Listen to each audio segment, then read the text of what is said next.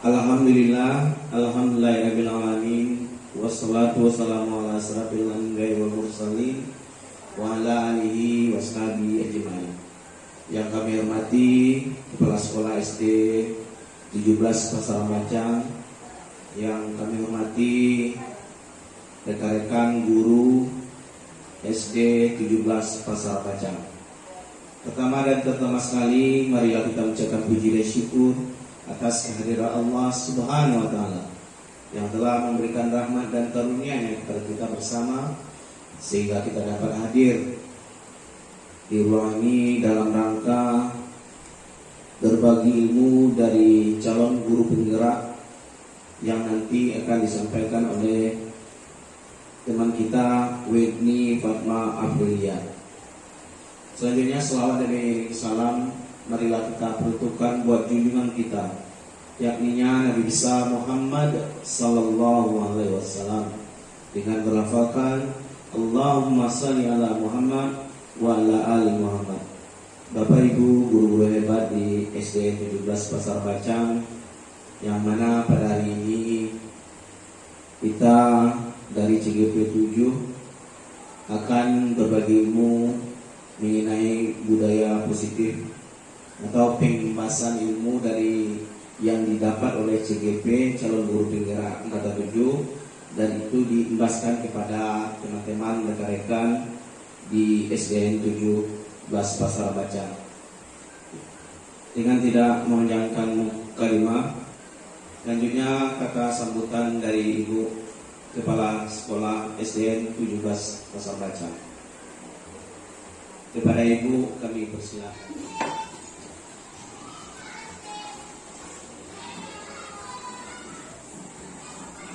Bismillah.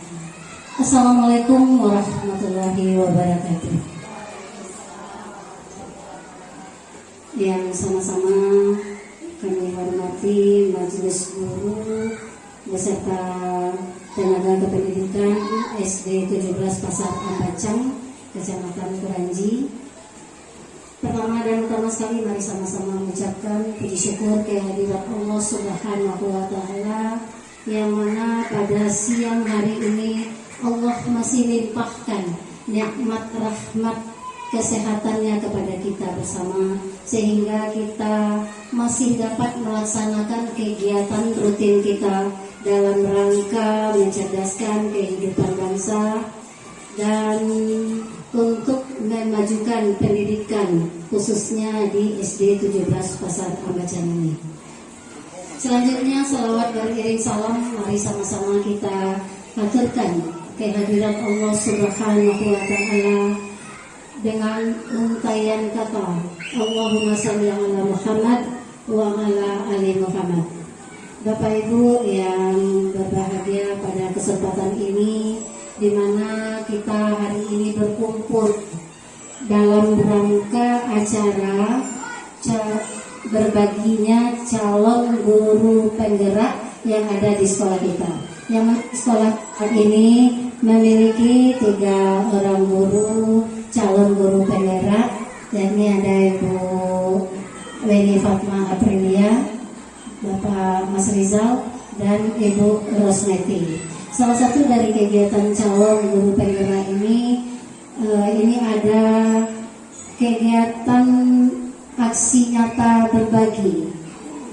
Untuk itu kegiatan yang diselenggarakan ini, Ibu selaku kepala sekolah yang pertama sekali mengucapkan terima kasih atas kesediaan dan partisipasi Bapak Ibu semuanya untuk mengikuti kegiatan ini, yang mana kegiatan ini nantinya akan dipandu oleh teman kita, yakni Ibu Whitney Fatma, dan itu Ibu mohon juga keseriusan dari Bapak Ibu untuk mengikuti. Terkadang di dalam pendidikan ini, dan kita juga bersyukur ya Bu ya, karena di sekolah kita memiliki calon guru penggerak, makanya ilmu-ilmu yang mereka peroleh sewaktu mereka melaksanakan kegiatan ini, dan inilah yang kita harapkan mampunya berbagi ilmu yang diperoleh kepada kita semua. Mudah-mudahan apa yang nanti dibagikan oleh Ibu Weni ini dapat kita pedomani. Sesuai dengan perbincangan Ibu tadi di kantor bersama calon guru penggerak, bahwasanya mereka akan melaksanakan kegiatan aksi nyata mengenai budaya positif. Jadi apa itu budaya positif ini nanti akan dipaparkan oleh Ibu Weni. Namun sekilas Ibu membaca tadi mengenai budaya positif ini nantinya akan kita lahirkan bagaimana anak kita memiliki kebiasaan-kebiasaan yang positif, memiliki karakter yang kita harapkan, baik itu dari segi mereka berbicara, segi dia bersikap terhadap gurunya di sekolah, dan tindakan-tindakan yang dilakukan terhadap lingkungan sekolah. Jadi kebiasaan-kebiasaan ini tentu tidak lahir dengan sendirinya, namun kebiasaan-kebiasaan yang dilakukan oleh siswa itu terutama yang namanya murid dia mencontoh. Yang dicontohnya itu siapa? Ya kita sebagai gurunya di sekolah.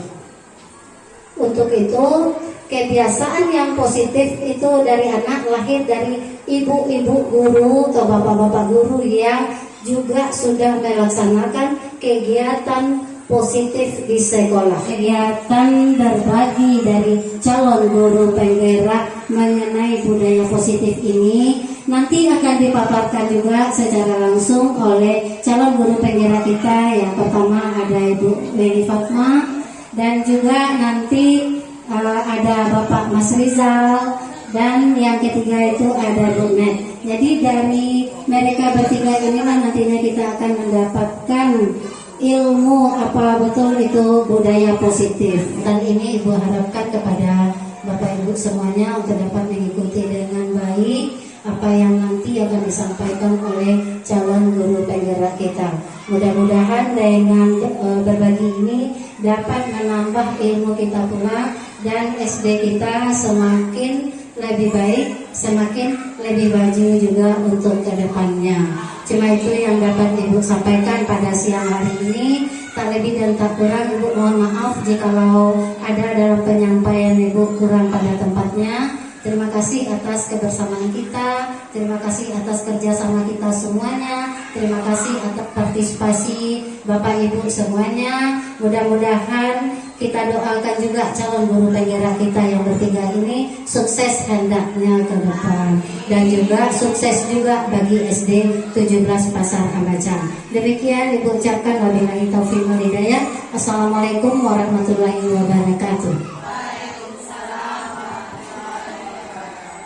Kepada Ibu Kepala Sekolah yang telah memberikan kata sambutan kepada kita bersama. Mudah-mudahan dengan kata sambutan itu memberikan motivasi kepada kita bersama untuk berubah kepada yang lebih baik, berubah kepada budaya positif. Baik Bapak Ibu semuanya, dengan tidak memanjangkan mukadimah, kita minta kepada Ibu Weni Fatma Aprilia SPD yang akan memberikan ilmunya, berbagi ilmunya tentang budaya positif. Kepada Ibu Weni Fatma Aprilia kami persilakan.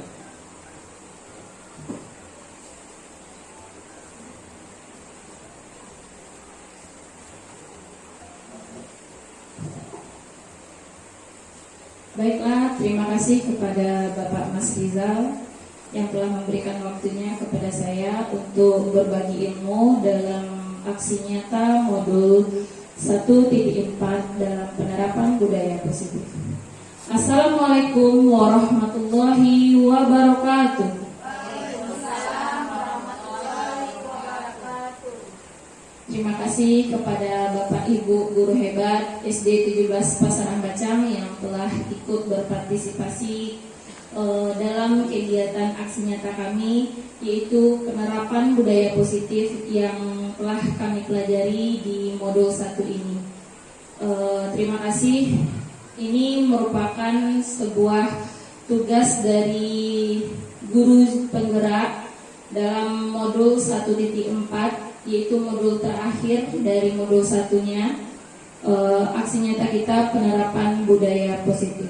Baiklah Bapak Ibu guru hebat, Saya Weni Fatma Aprilia dari SDN 17 Pasar Ambacang. Bapak Ibu guru hebat, sebelumnya saya akan mengucapkan terima kasih kepada Bapak Ibu SDN 17 Pasar Ambacang yang telah datang untuk berbagi ilmu dalam kegiatan budaya positif, di mana kita akan bersama-sama dan berkolaborasi untuk saling mewujudkan budaya positif, disiplin positif di sekolah kita, sehingga sekolah kita bisa menjadi sekolah yang lebih baik dan sekolah yang lebih maju ke depannya. Amin ya rabbal alamin.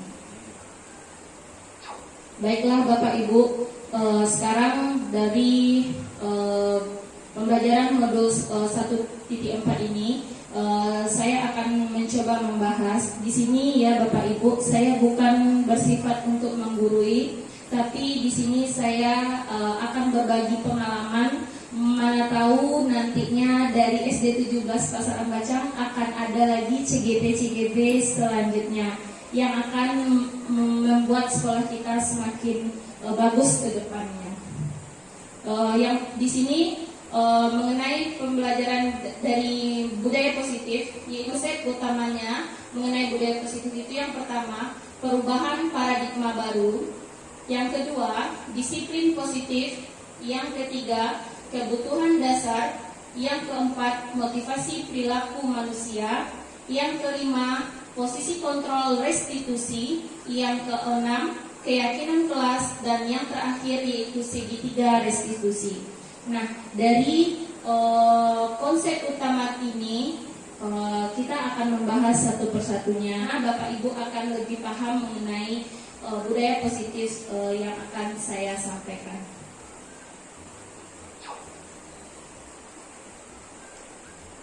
Baiklah, yang pertama di sini adalah pembelajaran dengan paradigma baru.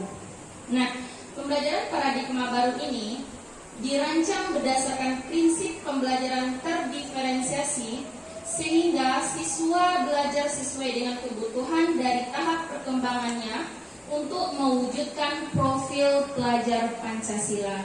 Nah, sebelum kita melanjutkan pembahasan mengenai paradigma baru ini, sesuai dengan filosofi Ki Hajar Dewantara, di mana siswa itu memiliki sesuai dengan kodrat alam dan sesuai dengan kodrat zaman. Jadi kita sebagai seorang guru Bapak Ibu harus mengubah paradigma kita, mengubah mindset kita, karena pembelajaran kita ke depannya ini, apalagi di SD 17 Pasar Ambacang sudah melaksanakan kurikulum merdeka ya Bapak Ibu untuk kelas 1 dan kelas 4. Di sini untuk kurikulum merdeka tersebut kita dimasukkan ada kata dengan terdiferensiasi. Jadi kalimat terdiferensiasi ini kita tidak boleh membeda-bedakan siswa. Kita tidak boleh memilah-milah mana anak yang pintar, mana anak yang bodoh. Tidak ada di dalam kurikulum merdeka itu. Jadi makanya kurikulum merdeka itu menitik beratkan kepada terdiferensiasi. Semua anak itu sama. Semua anak kita perlakukan dengan sama, walaupun anak tadi memiliki kebutuhan yang berbeda ya Bapak Ibu. Biasanya kita kan kalau untuk yang telah kita lakukan biasanya anak itu kita menyamaratakan. Kita misalnya belajar matematika, untuk anak kelas 6 harus sudah hafal kali-kali, sedangkan anak itu tidak mampu untuk mempelajari kali-kali tersebut. Jadi kita tidak bisa memaksa apa yang kita inginkan kepada anak. Tapi kita sebagai seorang guru, disinilah yang dikatakan dengan paradigma tadi, paradigma kita harus berubah. Kita harus membelajarkan anak sesuai dengan apanya, bukan keinginan dia untuk bermain kita biarkan saja untuk bermain, bukan seperti itu ya Bapak Ibu. Tapi kita harus mengarahkan anak tersebut, misalnya dia kita dalam suasana belajar, karena anak-anak itu dari masanya adalah masa bermain, jadi kita masukkan sedikit permainan yang mengarah kepada pembelajaran kita. Jadi anak tadi termotivasilah untuk belajar. Itu yang dikatakan dengan terdiferensiasi. Jadi pembelajaran kita tidak terfokus pada harus menuntut. Nah, seperti itu ya Bapak Ibu ya. Nah, selanjutnya paradigma apa yang harus kita ubah lagi? Ini kita harus mengubah paradigma kita, guru mengontrol murid. Nah, biasanya yang kita lakukan adalah kita harus kita sebagai seorang guru memaksakan kehendak kita kepada siswa. Nah, itu yang harus kita ubah, bukan kita yang mengontrolnya ya Bapak Ibu ya, tapi kita mengarahkan. Seperti yang dikatakan oleh Bapak Ki Hajar Dewantara, guru itu adalah seorang petani. Jadi anak kita itu ibaratnya sebuah tanaman. Jadi di mana tanaman tadi supaya dia tumbuh bagus, dia tumbuh sangat menghasilkan buah yang bagus. Jadi kita harus memberikan bagaimana agar siswa tadi lebih paham tentang apa yang harus kita sampaikan gitu. Kemudian kita juga harus mengubah paradigma kita bahwa kritik dan membuat orang merasa bersalah dapat menguatkan karakter. Jadi ini juga tidak harus kita hilangkan, kita ubah ya Bapak Ibu ya. Jangan mengkritik anak, dengan mengkritik itu bisa membuat anak tadi lebih bagus ke depannya, itu salah ya Bapak Ibu ya. Nah, jadi kita tidak boleh memberikan kritikan kepada anak, tapi berikanlah penyemangat gitu kepada anak agar anak tadi bisa lebih baik ke depannya. Selanjutnya yang harus kita ubah juga, semua siswa, bahwa semua penguatan positif, aktif dan efektif dan bermanfaat. Ya, sepertinya perbuatan positif maksudnya di sini ya Bapak Ibu. Biasanya kan kita pernah juga mencobakan, saya sendiri juga pernah mencobakan di kelas sebelumnya, seperti gini contohnya. Ya, ayo siapa anak ibu yang bisa mendapat jawaban ini, yang bisa mengerjakan soal ini dan benar, ibu akan beri hadiah. Itu kan merupakan perbuatan positif ya Bapak Ibu ya, tapi itu tidak benar dilakukan. Bagaimana? Karena anak tadi akan berbuat karena ada dorongan dari luar, karena ada imbalan yang akan kita berikan gitu. Jadi kalau bisa anak tadi berbuat dari dalam dirinya sendiri. Bagaimana? Itulah yang harus kita ubah, itulah yang harus kita cari kiat-kiatnya. Bagaimana anak ini bisa menumbuhkan keinginannya untuk belajar, untuk mau memahami apa yang kita sampaikan. Selanjutnya yang harus kita ubah, yang terakhir itu bahwa orang dewasa memiliki hak untuk memaksa. Nah, di sini bisa kita katakan juga, kita sebagai seorang guru kan lebih besar daripada anak murid kita ya Bapak Ibu ya. Nah, jadi kita tidak bisa memaksakan apa yang kita inginkan tadi kepada siswa kita, karena siswa kita tadi itu berbeda gitu. Makanya kita harus menggunakan kurikulum merdeka yang terdiferensiasi. Ya Bapak Ibu. Baiklah Bapak Ibu, sampai di sini ada pertanyaan? Iya, silakan Ibu.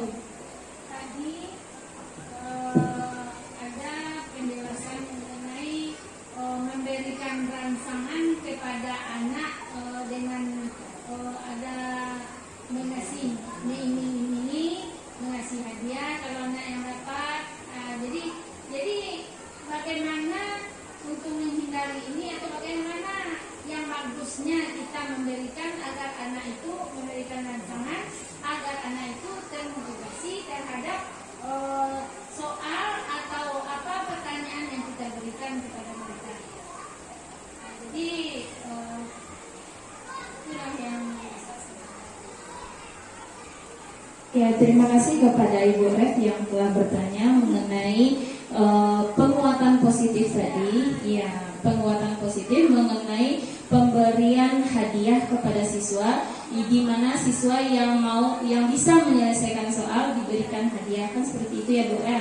Di sini saya dapat menjelaskan sedikit ya Ibu. Yang dimaksud dengan terdiferensiasi ini pembelajaran kepada siswa yang disesuaikan dengan kebutuhan anak tersebut tadi, gitu Bapak Ibu. Jadi masing-masing anak kita dia berbeda, walaupun dia satu kelas. Misalnya kita di dalam satu kelas ini ada 3 kelompok siswa. Ini ada yang dikatakan rendah sekali ya Bapak Ibu. Di sini ada yang sedang, dan di sini ada yang pintar sekali. Yang anaknya yang cepat dapat sekali kita terangkan dia dapat gitu Bu. Tapi kita tidak boleh menampakkan kepada siswa, oh ini kelompok yang kurang, ini kelompok yang sedang, ini yang kelompok yang bagus. Kita tidak boleh melihatkan seperti itu Bapak Ibu. Kita saja yang tahu, tapi kita harus bisa mencari kiat bagaimana anak tadi semua pembelajaran yang harus kita sampaikan itu anak tadi mendapatkan ilmu itu gitu. Misalnya Bapak Ibu, contohnya kita belajar mengenai cahaya. Kalau di kelas 5 ada kan Bapak Ibu sifat-sifat cahaya. Ya, kalau di kelompok yang kurang berapa sifat cahaya? Ada 3. Iya, 5, ada 5. Kalau di yang sedang mungkin kita hanya mempelajarkan ada 3. Untuk yang sedang, kalau yang kurang kita hanya membelajarkan kepada anak baru dengan cara bertahap 3. Sedangkan anak yang sedang kita akan membelajarkan 4. Kalau anak yang pintar kita akan membelajarkan ke-5-5-nya.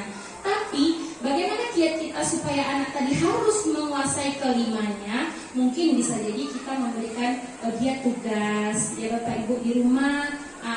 Mungkin dengan bimbingan orang tuanya dibantu gitu.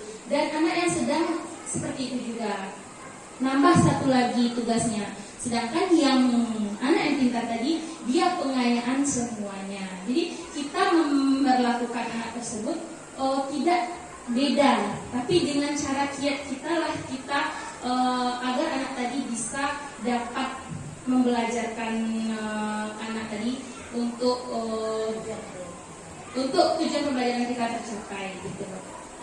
Nah, jadi selain dari itu ya Ibu, kita juga memberikan penguatan dengan kalimat-kalimat yang positif. Kita gunakan kalimat yang positif kepada semua anak juga Ibu. Walaupun jawabannya salah, kita tetap memberikan kalimat positif kepada dia gitu. Misalnya, coba anak Ibu, apa itu yang dimaksud dengan cahaya? Ternyata dia kurang. Tetap kita berikan dia sebuah penguatan. Ya anak ibu hebat, ya anak ibu pintar. Mungkin ada temannya lagi yang mau menambahkan dari kalimat temannya. Seperti itu Ibu. Jadi iya gitu.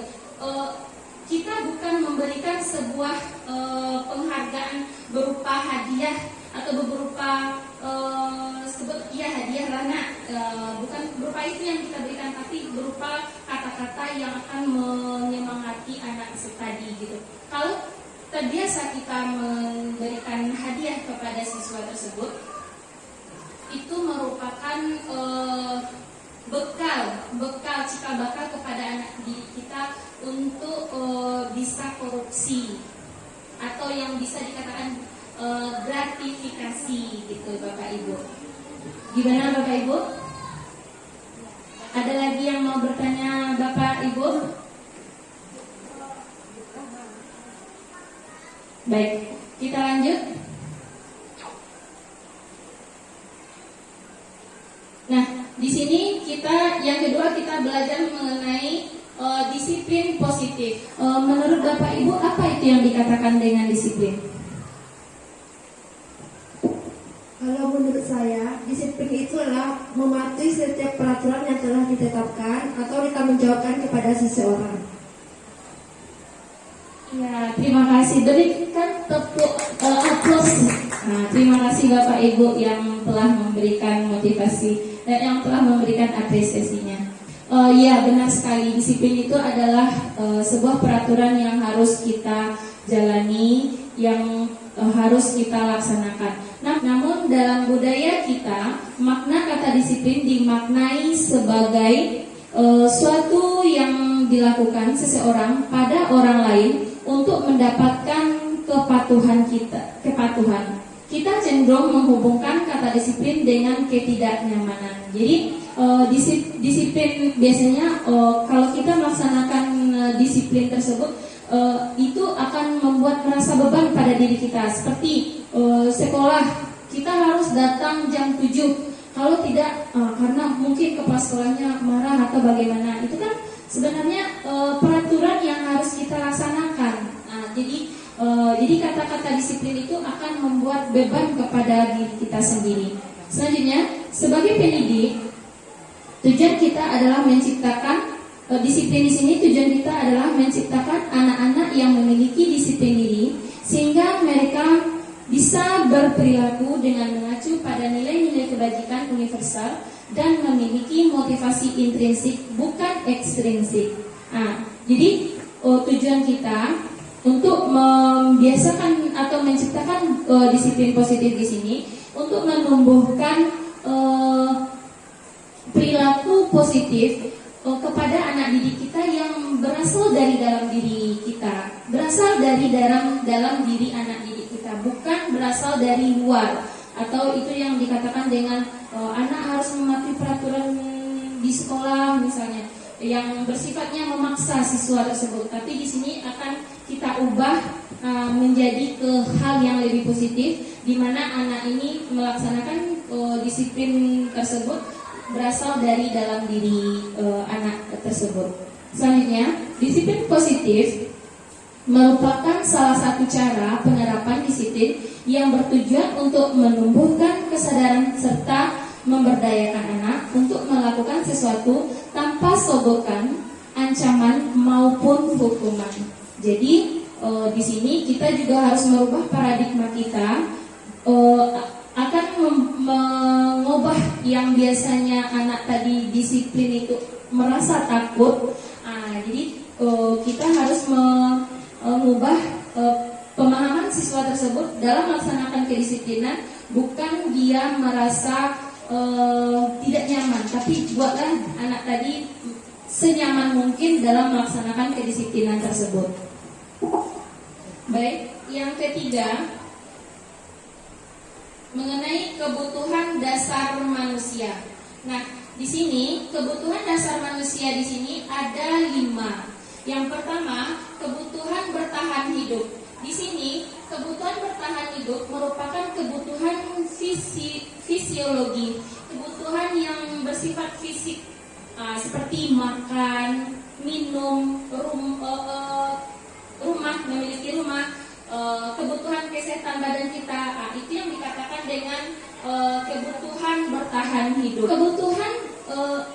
Kebutuhan bertahan hidup ini telah didapatkan oleh anak kita di rumahnya masing-masing, ya Bapak Ibu. Selanjutnya, kebutuhan kasih sayang dan rasa diterima. Kebutuhan kasih sayang dan rasa diterima ini bisa didapatkan oleh anak murid kita di rumah, di sekolah, maupun di mana saja, gitu ya Bapak Ibu. Jadi kita sebagai seorang guru, kita harus bisa memahami dan melihat kondisi anak. Dalam saat belajar mungkin ada anak yang murung, ada anak yang tidak bersemangat dalam melaksanakan pembelajarannya. Kita harus mencari tahu apa penyebab siswa tersebut. Bisa jadi anak tadi mungkin di rumah kurang kasih sayang, ya Bapak Ibu ya. Jadi diharapkan kepada Bapak Ibu semua, saya bukan menggurui Bapak Ibu, tapi saya mengajak Bapak Ibu untuk jangan terlalu sering marah kepada siswa. Mungkin ada yang siswanya yang tidak semangat di dalam proses pembelajaran. Kita harus mencari tahu dulu apa penyebab siswa tersebut melakukan kegiatan tersebut. Selanjutnya yang ketiga adalah kebutuhan dasar penguasaan. Yang keempat, kebutuhan dasar kebebasan.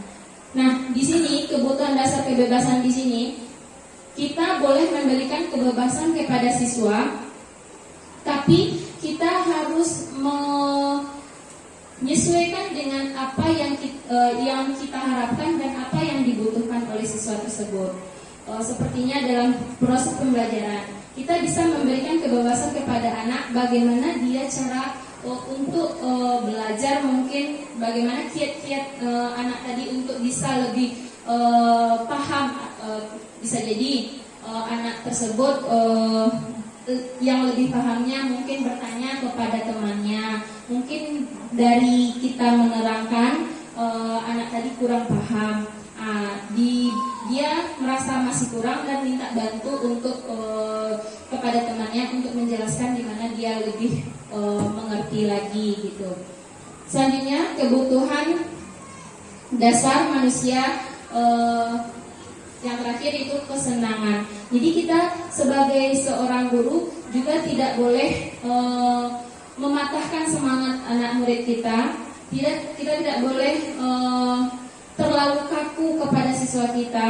Jadi berikan juga lah kepada siswa kita tersebut kelonggaran, di mana dia seperti yang saya katakan sebelumnya, anak itu di masa SD ini, di jenjang SD ini, siswa tersebut masih bersifat bermain, karena dia masih anak-anak, dia ingin bermain gitu. Ya, kesenangannya untuk bermain. Sampai di sini ada pertanyaan Bapak Ibu? Ya, kita lanjut. Yang keempat yaitu motivasi perilaku manusia. Motivasi perilaku manusia merupakan dorongan yang timbul pada diri seseorang secara sadar atau tidak sadar untuk melakukan sesuatu tindakan dengan tujuan tertentu. Jadi, kita sebagai seorang guru harus memotivasi siswa tersebut, memotivasi siswa ke arah yang lebih baik dalam proses pembelajarannya. Nah, di sini bisa kita berikan sebuah contoh seperti murid melakukan disiplin diri karena ia takut dihukum. Ini merupakan motivasi intrinsik. Jadi seorang murid tadi akan melakukan sebuah tindakan disiplin karena dia takut untuk dihukum. Ini merupakan motivasi ekstrinsik tadi. Jadi dia mau melakukan, tapi ada dorongan dari luar karena ada hukuman dari luar. Ini tidak boleh kita lakukan karena akan menghadirkan ketidaknyamanan kepada siswa tersebut karena dia mau dihukum. Nah, yang kedua, murid melakukan disiplin diri karena ia mendapatkan imbalan.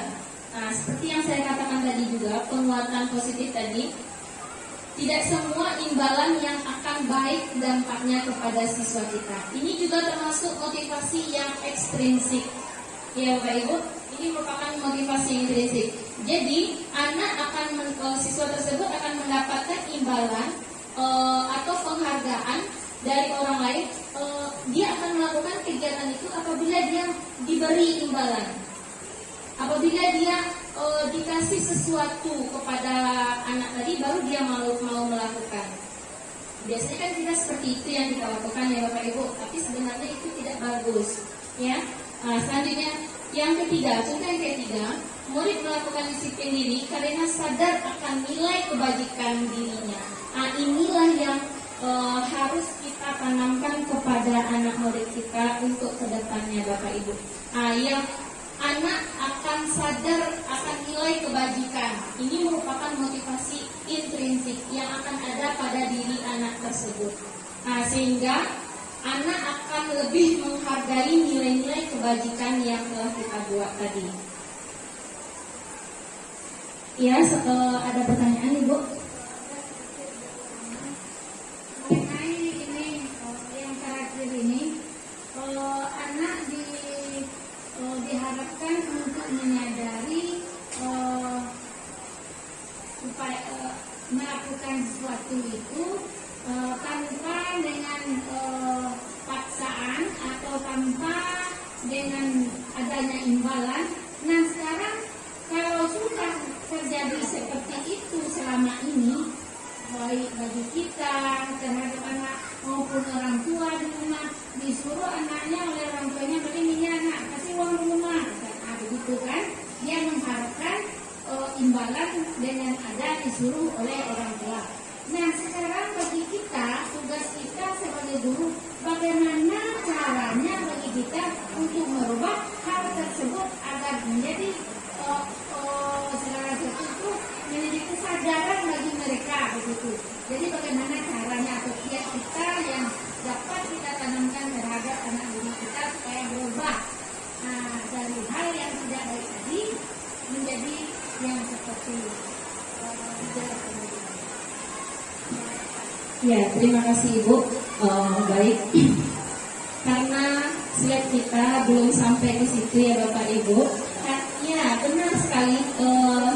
Maksud saya itu lanjutannya. Kenapa sudah dibahas mengenai nilai-nilai kebajikan, sedangkan kita belum bagaimana kiat kita untuk menanamkan nilai-nilai kebajikan tadi. Nah, di sini ada namanya keyakinan kelas yang akan kita buat, dan dari keyakinan kelas ini bisa kita beranjak ke keyakinan sekolah gitu Ibu. Jadi kita mulai dari keyakinan kelas. Jadi keyakinan kelas ini yang membuat bukan guru, bukan sekolah, dan bukan juga kepala sekolah. Baiklah, pertanyaan Ibu tadi akan saya lebih perjelas di slide selanjutnya ya Ibu ya. Selanjutnya kita lanjutkan dulu slide selanjutnya. Konsep disiplin yang beridentitas gagal. Jadi ada juga Ibu konsep disiplin ini yang beridentitas gagal. Apa itu? Ya, kita lihat. Yang pertama itu adalah namanya hukuman. Hukuman ini merupakan konsep disiplin yang gagal. Biasanya kan kita melakukan sebuah, kita membuat peraturan atau yang disiplin, katakanlah itu disiplin sekolah ya Bapak Ibu. Berarti kita menghasilkan sebuah hukuman. Seperti itu biasanya kan ya Ibu. Nah, ini merupakan identitas gagal. Mengapa? Mengapa ini merupakan identitas gagal? Yang pertama, hukuman ini akan menyakitkan siswa kita. Akan menyakitkan. Biasanya hukuman ini bersifat verbal, berupa fisik anak mungkin terpukul gitu ya Bapak Ibu. Jadi itulah yang menyebabkan dia dikatakan dengan konsep disiplin yang gagal. Akan menyakitkan siswa kita dan menimbulkan ketidaknyamanan bagi siswa. Kalau anak kita sudah mungkin sering terlambat datang ke sekolah, mungkin banyak dibully oleh temannya, atau anak yang tidak bisa membaca mungkin tidak dibully oleh temannya, kita hukum. Itu yang tidak boleh dilakukan lagi Bapak Ibu. Selanjutnya, bagaimana hukuman ini juga dikatakan identitas gagal? Karena murid akan takut, dia akan melaksanakan kegiatan disiplin tadi dengan cara terpaksa. Jadi murid itu akan merasa ada ketakutan pada dirinya. Selanjutnya, hukuman bersifat memaksa, harus dilakukan, tidak boleh tidak. Nah, itu. Yang selanjutnya, murid menyembunyikan kesalahannya. Akhirnya murid tersebut akan berbohong kepada kita. Mungkin dengan alasan berdalih, Bu, sepatu saya basah, Bu, baju saya kotor. Banyak alasan yang akan disampaikan oleh siswa kita. Nah, selanjutnya yang terakhir, murid menjadi rendah diri karena mungkin dia sering terlambat. Dalam seminggu dia terus saja yang terlambat, dia akan merasa rendah diri, dihukum karena terlambat selama seminggu. Teman-temannya tidak menghargainya lagi. Yang kedua, di sini hukuman. Yang keduanya penghargaan, bertolak belakang ya Bapak Ibu ya. Penghargaan ini juga merupakan identitas gagal, tidak bisa kita gunakan karena bagaimana dia tidak efektif. Seperti yang saya katakan tadi, dia akan mengakibatkan menumbuhkan menjadi sebuah cikal bakal bagi anak didik kita untuk ingin sesuatu, diberi, ingin mendapatkan pamrih dari orang lain gitu. Jadi itulah yang dikatakan dia tidak efektif. Selanjutnya, merusak hubungan. Seperti kita membujuk atau mengajak anak tadi, siapa yang bisa mengerjakan soal ini ke depan kelas. Yang bisa mengerjakan pasti orangnya itu kayak itu aja ya Bu ya. Pasti anak yang pintar juga yang ke depan.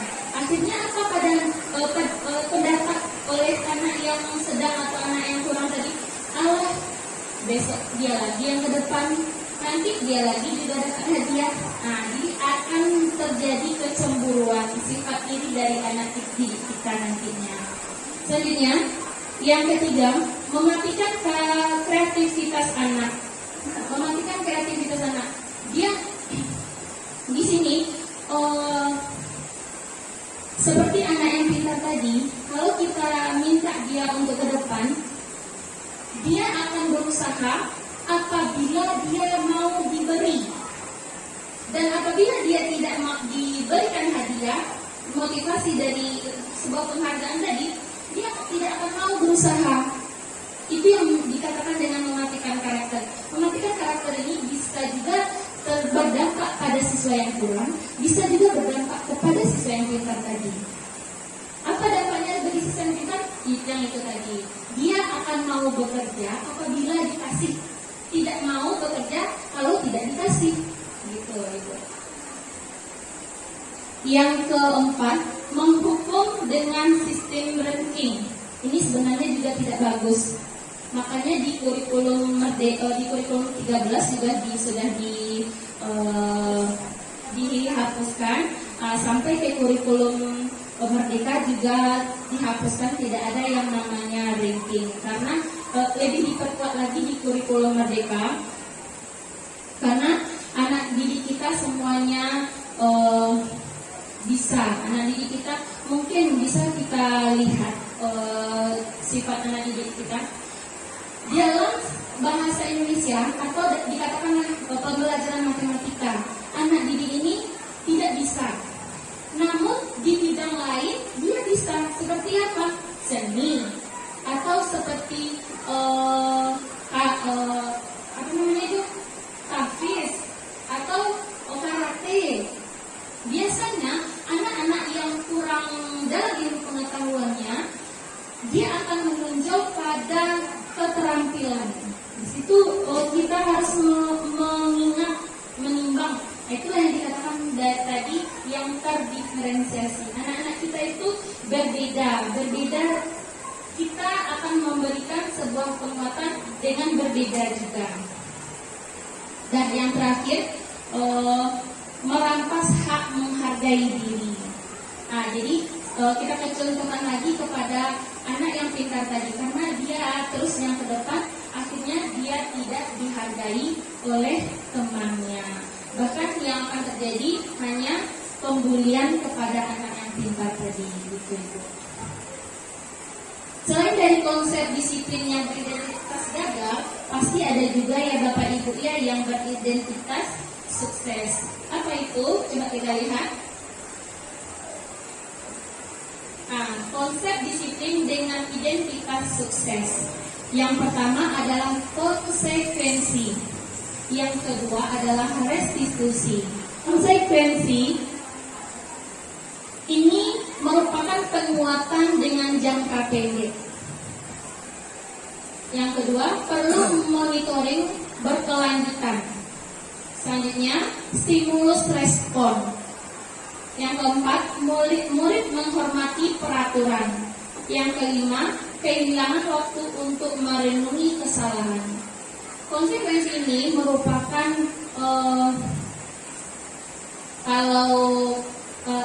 dia sudah berstandar normal, boleh kita lakukan, tapi dia masih ibaratnya masih nol gitu Ibu.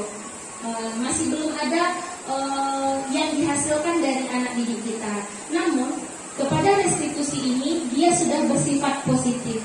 Jadi kita harus mengubah sedikit demi sedikit paradigma kita yang awalnya dari paradigma negatif seperti memberikan hukuman atau penghargaan ke bisalah kita awali dengan konsekuensi. Namun kita harus beranjak ke restitusi. Ini merupakan disiplin yang positif, di mana disiplin positif ini murid akan bertanggung jawab untuk perilakunya.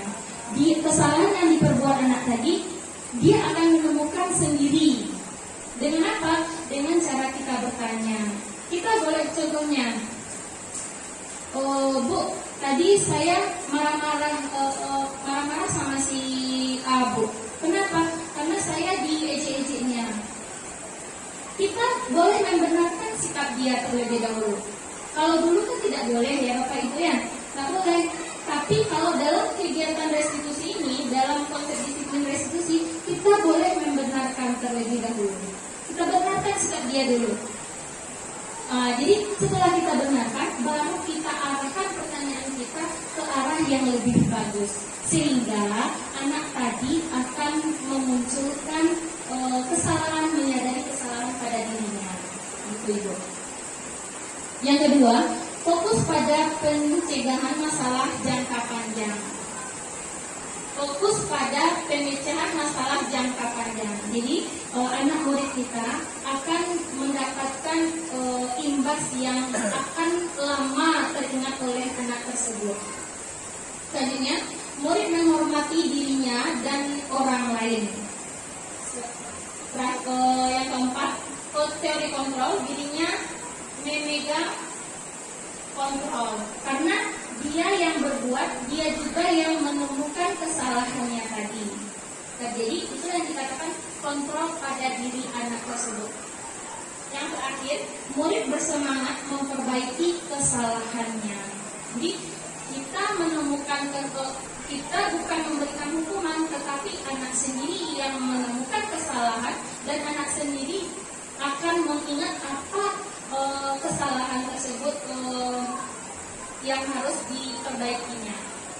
Selanjutnya,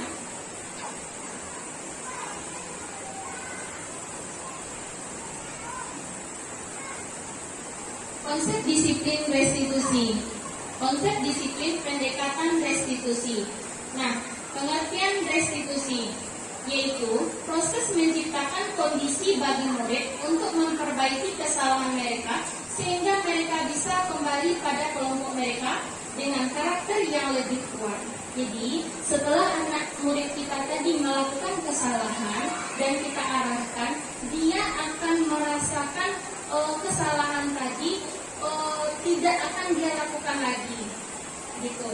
Jadi, dia masuk ke dalam kelompoknya dengan merasa bangga bahwa apa yang dilakukannya dapat dipertanggungjawabkan oleh anak tersebut. Selanjutnya, ciri-ciri restitusi. Yang pertama, bukan menebus kesalahan, namun belajar dari kesalahan.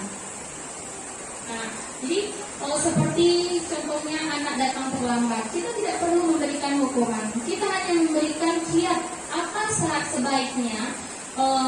Jika anak ibu masih terlambat, apa seharusnya yang akan Ananda lakukan? Mungkin apa penyebabnya? Mungkin bisa jadi tidak ada yang membangunkan, atau mungkin dia tidur terlalu malam sehingga terlambat bangun. Seperti itu. Dia akan menemukan sendiri apa kesalahan yang telah dia perbuat dan apa pula kegiatan untuk perbaikan kesalahannya tadi. Selanjutnya, memperbaiki hubungan. Yang ketiga, tawaran bukan paksaan. Jadi kita melakukan kegiatan tersebut, kita tidak memaksa anak, tidak melakukan paksaan kepada anak. Yang keempat, menuntut untuk melihat ke dalam diri anak tersebut, seperti dengan melakukan pertanyaan-pertanyaan, menggali lagi apa penyebab anak tadi bisa berbuat seperti ini. Selanjutnya, fokus pada karakter bukan tindakan. Dan yang terakhir, menguatkan fokus pada solusi. Jadi kita harus mencarikan solusi kepada anak tentang kejadian-kejadian yang telah dia perbuat. Ini ada sebuah contoh kasus siswa sering tidak mengerjakan PR. Nah, di sini merupakan ada di sini perbedaan antara hukuman, konsekuensi dan restitusi. Dapat kita bedakan tindakan kita yang harus kita lakukan kepada siswa yang tidak mengerjakan PR. Contohnya kalau berdasarkan hukuman, guru menghukum siswa menghormat ke bendera selama 10 menit. Ini merupakan tindakan yang bersifat menjadikan anak tadi akan merasa bersalah. Yang seperti ini tidak merupakan sikap yang mendidik kepada siswa kita. Kalau kita ambil tindakan seperti konsekuensi, contohnya guru memberi konsekuensi untuk mengerjakan PR-nya sebanyak saat istirahat atau dikerjakan sebanyak 3 kali lipat. Ini juga tidak bagus kita lakukan, karena bersifat seperti yang telah dibahas tadi, akan bersifat lebih membuat diri anak didik kita tersebut merasa bersalah. Yang lebih bagus yang harus kita lakukan itu adalah tindakan restitusi. Guru menanyakan keyakinan kelas atau dirinya dan membantu siswa menyelesaikan masalah. Di sini guru terbuka dan siswa menghormati dirinya dan orang lain. Jadi tindakan kita yang harus kita lakukan adalah bagaimana siswa tersebut mencari solusi dalam tindakan yang dia lakukan.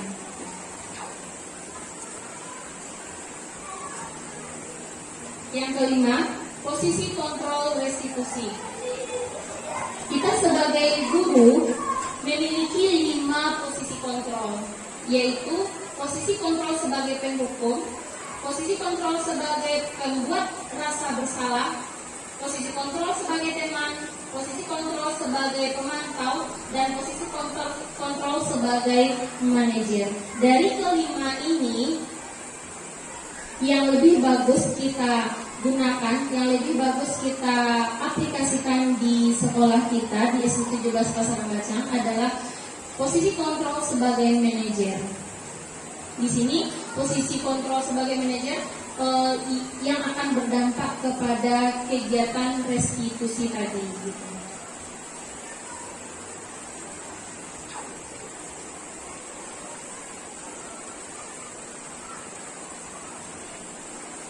Contoh penerapan 5 posisi kontrol. Yang pertama, ini ada sebuah kasus siswa tidak memakai atribut lengkap saat upacara bendera.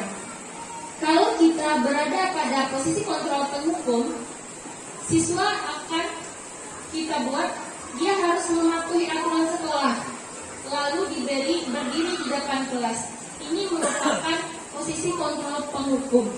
Tindakan kita yang kita lakukan sebagai meminta siswa untuk berdiri di depan kelas, ini bukan sifat mendidik, tapi akan berdampak negatif pada diri siswa kita tersebut. Bisa jadi siswa tidak melaksanakan memakai atribut, mungkin ada faktor ekonomi atau bagaimana gitu kan.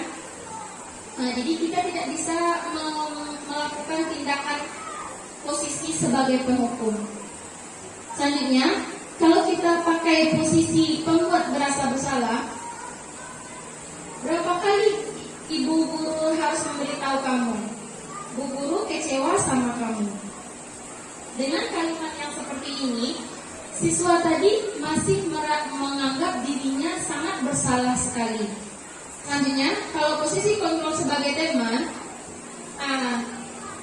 yaitu dengan kalimat ayolah yang tertib, buat bu guru bangga. Kali ini tidak apa-apa, kamu salah. Kalau kita sebagai seorang guru menggunakan posisi kontrol sebagai teman, dia akan siswa kita tersebut akan menghargai kita di saat itu saja. Nanti ke depannya dia tidak menghargai kita lagi sebagai seorang guru kalau kita ambil posisi kontrol sebagai teman, karena dia sudah beranggapan bahwasanya ibu guru tersebut tidak akan marah kalau saya melakukan tindakan seperti ini gitu. Dia baik sama saya, jadi akan tertanam sifat negatif yang pada diri siswa tersebut gitu. Jika kita menggunakan posisi kontrol pemantau, ini posisi pemantau ini sudah lebih bagus dari yang ketiga sebelumnya. Namun bedanya di sini, beda antara posisi kontrol pemantau dengan manajer. Kalau posisi kontrol pemantau, yang memberikan hukuman tersebut adalah guru. Sedangkan pada posisi kontrol manajer, yang memberikan hukuman, yang menyatakan hukuman itu adalah siswa sendiri.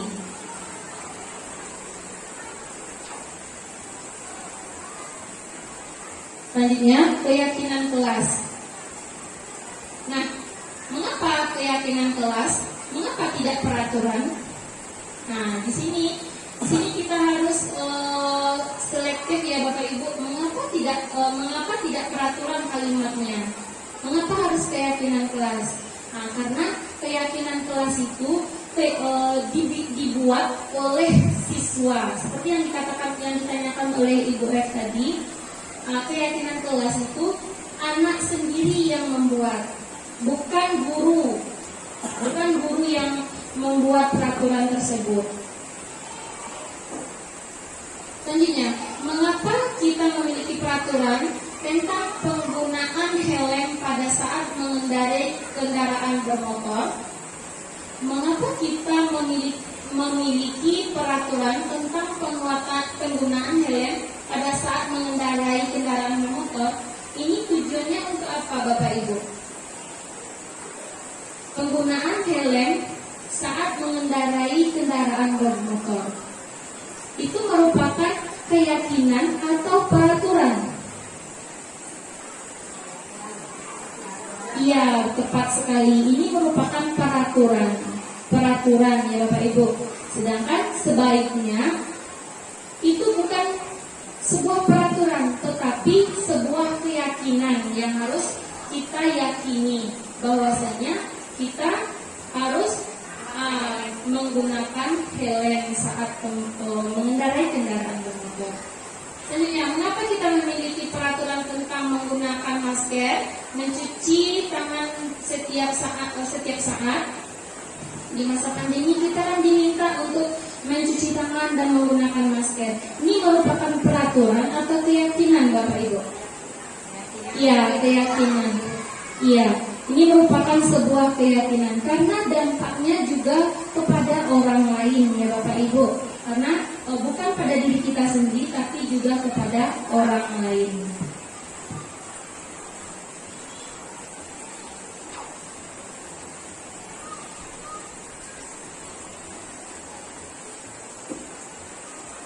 Nah, untuk membuat keyakinan kelas ada beberapa yang harus kita lakukan.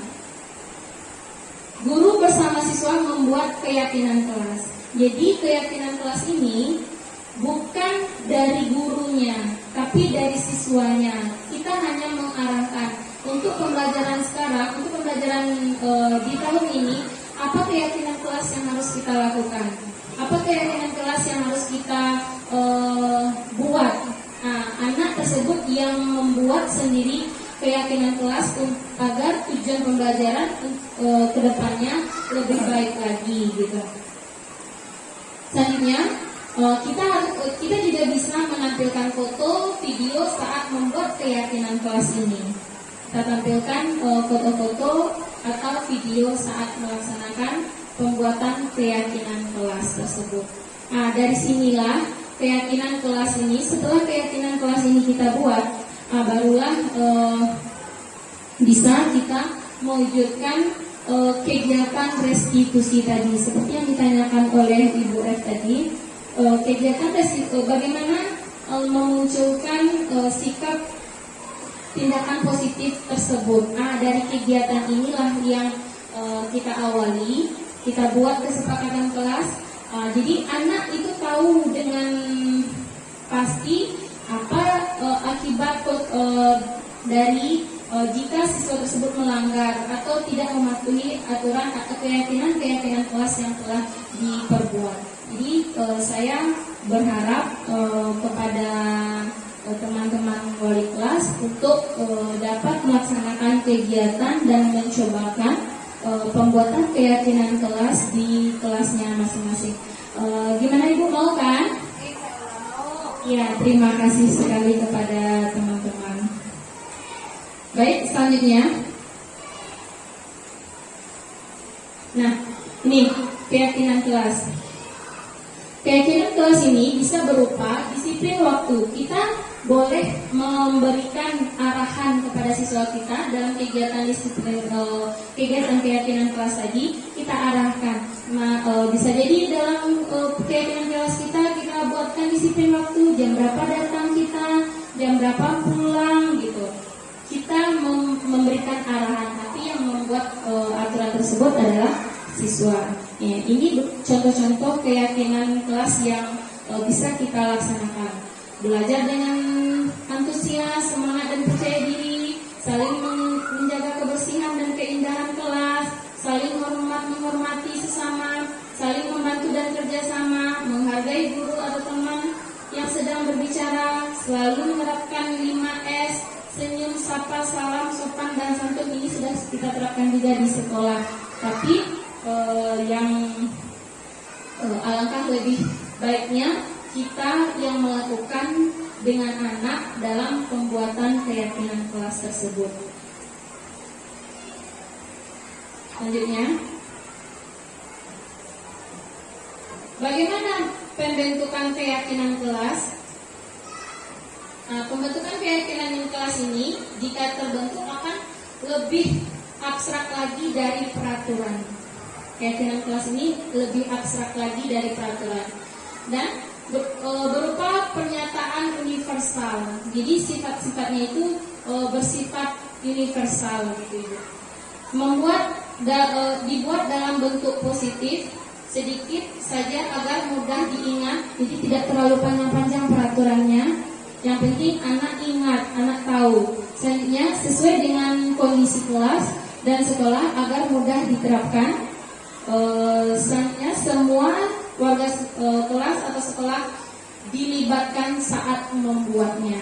Jadi kita harapkan juga seperti kalau untuk keyakinan kelas yang terlibat itu adalah guru dan siswa. Sedangkan untuk keyakinan sekolah itu bisa kita libatkan kepala sekolah, guru dan komite juga atau wali murid. Peserta, jadi wali murid juga harus tahu ya Bapak Ibu keyakinan sekolah yang harus kita buat tersebut. Jadi tidak ada komplain dari wali murid mengenai keyakinan sekolah yang kita buat. Keyakinan sekolah yang kita buat ini bisa kita ambil dari keyakinan kelas yang telah kita terapkan dengan siswa kita. Selanjutnya, yang terakhir, segitiga restitusi. Dalam segitiga restitusi ini ada 3 langkah. Yang pertama, menstabilkan identitas. Jadi contoh kalimatnya bisa kita buat, kita cobakan seperti misalnya anak tadi datang terlambat. Kita bisa jangan membuat kalimat-kalimat kita itu jangan memojokkan siswa tersebut terlebih dahulu. Kita stabilkan sama mungkin bahasanya saja yang diganti ya Ibu. Sebenarnya kita menggali lagi bagaimana anak tersebut datang terlambat. Nah, itu yang dikatakan dengan menstabilkan identitas. Jadi anak tadi merasa nyaman setelah itu berbicara dengan kita. Tidak ada rasa ketakutan kepada siswa saat kita menanyakan penyebab dia terlambat gitu. Jadi ibaratnya kalau kata orang sini, cairkan suasana terlebih dahulu gitu. Selanjutnya, langkah yang kedua adalah validasi tindakan yang salah. Yang ketiga, menanyakan keyakinan kelas. Jadi di dalam memvalidasi tindakan yang salah ini, tindakan kelas ini, kita menanyakan kepada siswa kesalahan-kesalahan apa yang telah dia perbuat. Kita tanyakan dulu apa yang dia lakukan. Nah, yang terakhir, kita harus menanyakan dari tindakannya ini apa yang harus dia lakukan ke depannya. Gitu. Dengan ini bisa kita lihat sebuah video pendek yang telah saya buat dengan siswa saya, seperti penerapan segitiga restitusi, kasus membuang sampah sembarangan.